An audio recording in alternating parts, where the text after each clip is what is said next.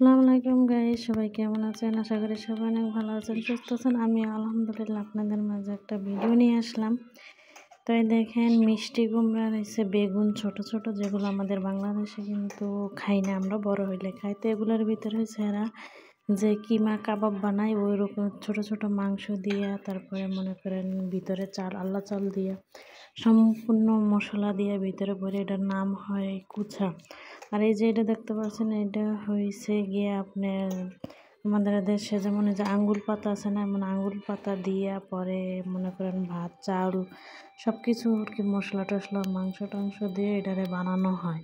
এই যে দেখেন, তো আমি সব কিছু গুছগাছ করে চুলার ভিতরে দিয়ে দিচ্ছি। টমেটো, তারপরে হয়েছে গিয়ে যে মিষ্টি কুমড়া, তারপরে এই যে মাংস, তারপরে ওই যে আমি যে বানাইছি এই আপনার এই যে আঙ্গুল পাতা দিয়ে, এটারে বলা হয় দেওয়ালি। এই যে এটাকে বলা হয় দেওয়ালি।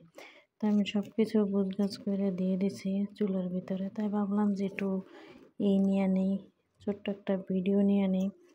সবাইকে, আমার ফ্রেন্ড যারা আছে, যারা আমাকে অনেক ভালোবাসে, যারা আমার ভিডিও দেখে, তাদেরকে জানাই অসংখ্য ধন্যবাদ। তাই ভাই, সবাই যদি ভালো লাগে তো অবশ্যই লাইক কমেন্ট শেয়ার করতে ভুলবেন না।